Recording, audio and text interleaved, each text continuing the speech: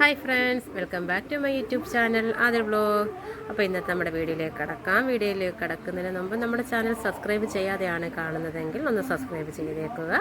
അപ്പോൾ ഇന്ന് നമ്മുടെ വീഡിയോ പഴമാങ്ങ പുളിശ്ശേരിയാണ്. എങ്ങനെയാണ് നമുക്ക് തയ്യാറാക്കുന്നതെന്ന് നോക്കാം. നല്ല നാടൻ രീതിയിലുള്ള ഒരു മാമ്പഴ പുളിശ്ശേരിയാണ് നമ്മളിപ്പോൾ തയ്യാറാക്കുന്നത്. അപ്പോൾ നമുക്ക് നമ്മുടെ വീഡിയോയിലേക്ക് കടക്കാം. നമ്മുടെ മാമ്പഴ പുളിശ്ശേരി ഉണ്ടാക്കാനായിട്ട് നമുക്ക് 2-3 മാമ്പഴം എടുക്കണം. അപ്പോൾ അതിന് ചെറിയ നമ്മൾ ഈ ചീമ്പിത്തിന് കുടിക്കുന്നൊരു മാമ്പഴം ഉണ്ടല്ലോ, ആ മാങ്ങയാണ് നമ്മൾ എടുക്കാൻ പോകുന്നത്. അപ്പോൾ നമുക്ക് നമ്മുടെ വീട്ടിൽ തന്നെ ഉണ്ട്. അപ്പോൾ അതിൽ നിന്ന് നമുക്ക് 3-4 നമുക്ക് പിറക്കിയെടുക്കാം.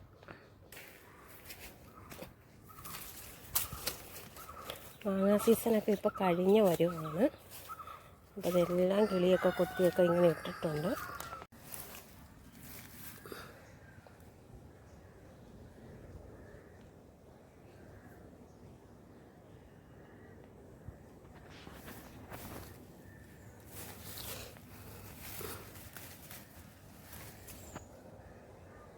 അപ്പോൾ 2 നമുക്ക് കിട്ടിയിട്ടുണ്ട്.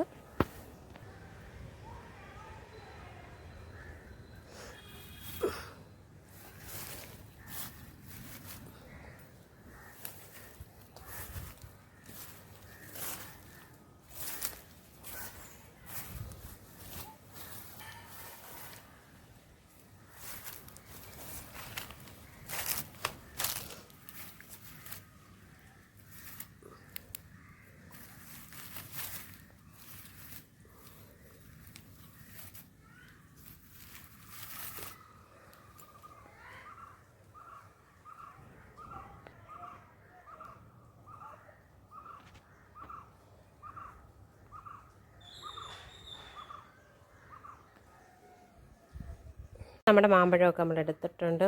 പഴുത്ത മാങ്ങ നല്ല മധുരമൊക്കെയാണ്. അപ്പോൾ ഇതെങ്ങനെയാണ് നമുക്ക് ചെയ്യുന്നതെന്ന് നോക്കാം. അപ്പോൾ ആദ്യം ഇതിന് നന്നായിട്ട് കഴുകി ഇതിൻ്റെ ചൊനയുടെ ഇത് കറയൊക്കെ ഒന്ന് കളയണം. പിന്നെ നമ്മളിതിൻ്റെ തൊലി കളഞ്ഞിട്ടാണ് നമ്മളിതിപ്പോൾ ചെയ്യാൻ പോകുന്നത്. ഇപ്പോൾ നമ്മൾ മാമ്പഴ പുളിശ്ശേരിക്ക് വേണ്ടി ഇത്രയും മാങ്ങയെ ഞാൻ എടുത്തിട്ടുള്ളൂ. ഇത് നല്ല മധുരമാണ്. അപ്പോൾ ഈ 5 മാങ്ങ മാത്രമേ എടുത്തിട്ടുള്ളൂ. അപ്പോൾ അത് നമുക്ക് നന്നായിട്ട് കഴുകി ഇതിൻ്റെ തൊലിയെല്ലാം കഴുകിയിട്ടാണ് മാറ്റിയിട്ടാണ് നമ്മളിതൊന്ന് വേവിച്ചെടുക്കുന്നത്. വേവിച്ചെടുക്കുന്നത് ഒത്തിരി വേവിക്കേണ്ട കാര്യമൊന്നുമില്ല. നല്ല ഉടഞ്ഞ് നല്ല പഴുത്ത മാമ്പഴം തന്നെയാണ്. എന്താ നമുക്കിത് എങ്ങനെ വേണമെങ്കിലും നമുക്ക് ചീന്തി കുടിക്കണം. നല്ല മധുരം. അപ്പം ഇതിപ്പം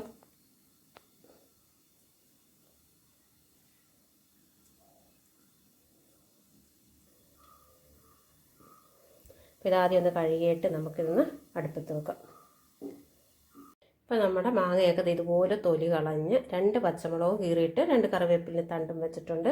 അപ്പോൾ ഇത് നമുക്ക് എങ്ങനെയാണ് ചെയ്യുന്നതെന്ന് വെക്കാം. ഇപ്പോൾ ഇത് അടുപ്പത്തോട്ട് വെച്ച് ഇപ്പോൾ ഒത്തിരി വെള്ളം ഒഴിക്കുന്നില്ല. ഒരിത്തിരി വെള്ളമാണ് നമ്മളിപ്പോൾ ഒഴിക്കുന്നത്. ഇത് നല്ല പഴുത്തതാണ്. ഇതിനാവശ്യത്തിനുള്ള ഉപ്പും കൂടെ ഇട്ട് കൊടുക്കണം. നമുക്കിത് അടച്ച് വെച്ച് ഒരു 4-5 കുറച്ചിരി നേരം മതി. ഒത്തിരി അങ്ങ് വെന്ത് ഉടയേണ്ട കാര്യമില്ല. നല്ല പഴുത്ത മാങ്ങ ആയതുകൊണ്ട് ഇനി നമുക്കിതിനൊക്കെയുള്ള അരപ്പൊന്ന് തയ്യാറാക്കാം. അപ്പോൾ ഇതിൻ്റെ അരപ്പ് തയ്യാറാക്കാൻ വേണ്ടി ഞാനൊരു 3/4 മുറി തേങ്ങയാണ് എടുത്തിരിക്കുന്നത്. ഒത്തിരി എടുത്തിട്ടില്ല. പിന്നെ ഒരു ചെറിയ കഷ്ണം ഇഞ്ചിയും കൂടെ എടുത്തിട്ടുണ്ട്. പിന്നെ ഒരിത്തിരി ജീരകവും മഞ്ഞൾപ്പൊടിയും ചേർത്ത് നമുക്കിതൊന്ന് അരച്ചെടുക്കാം. അരയ്ക്കുന്നത് നന്നായിട്ടങ്ങ് നമ്മൾ അരയ്ക്കണം. ഇതൊന്ന് നമുക്ക് നന്നായിട്ടൊന്ന് അരച്ചെടുക്കാം. അപ്പോൾ നമ്മുടെ മാങ്ങയൊക്കെ നന്നായിട്ട് തിളച്ച് വന്നിട്ടുണ്ട്.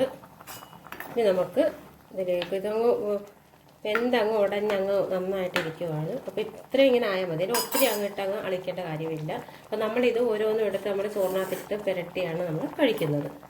അപ്പോൾ ഇത് ഈ മുറിച്ചിടുന്നവരും ഉണ്ട്. അല്ല ഞാനിപ്പോൾ ഇതിങ്ങനെ തന്നെ ഇട്ടിക്കുക. അപ്പോൾ നന്നായിട്ട് അതങ്ങ് ഉടഞ്ഞു പോയിക്കോളും. അപ്പോൾ പ്രത്യേകിച്ച് നമ്മളിപ്പോൾ മുറിക്കേണ്ട കാര്യമൊന്നുമില്ല. അപ്പോൾ ഇനി ഇതിലേക്ക് നമുക്ക് അരപ്പ് എടുക്കണം. അപ്പോൾ ഇതുപോലെയാണ് അരപ്പ് അരച്ച് വെച്ചിരിക്കുന്നത്. ഇത് നമുക്ക് ഇതിലേക്ക് ഒഴിച്ചു കൊടുക്കാം.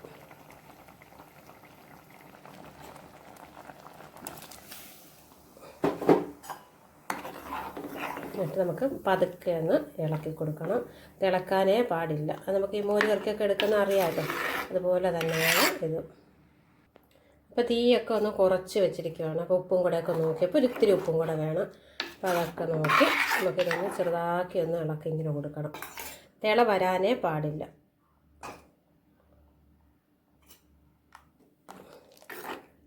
നമുക്ക് ഈ അരപ്പിൻ്റെ ഒരു പച്ച മണവും ചുവയൊക്കെ ഉണ്ടല്ലോ, അതങ്ങ് മാറുന്നത് വരെ ചെറുതായിട്ടൊന്ന് ഇളക്കി കൊടുത്താൽ മതി. തീ ഒത്തിരി കൂട്ടി വെക്കുകയും വേണ്ട. സിമ്മിലിട്ട് നമുക്കൊന്ന് ചെയ്യാം. ഇതിലേക്ക് എടുക്കാൻ വേണ്ടിയുള്ള തൈര്, നമ്മൾ 1 കപ്പ് തൈരാണ് എടുത്തിരിക്കുന്നത്. അതും കൂടെ നമുക്കൊന്ന് ഒഴിച്ചു കൊടുക്കാം. ഇനി നമുക്കിതിലേക്ക് ലാസ്റ്റ് നമുക്കൊരു ഇത്തിരി കായപ്പൊടിയും കൂടെയാണ് ചേർത്ത് കൊടുക്കുന്നത്.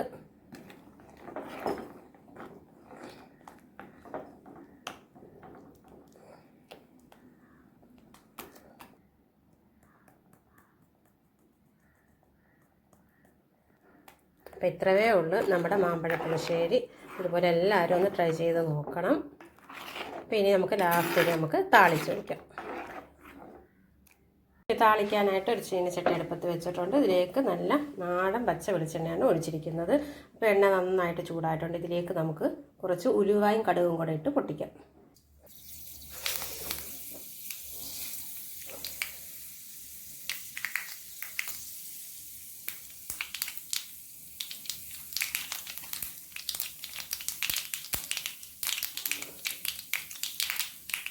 പിന്നെ ഇത്തിരി വറ്റൽമുളകും കറിവേപ്പിലയും കൂടെ പൊട്ടിച്ച്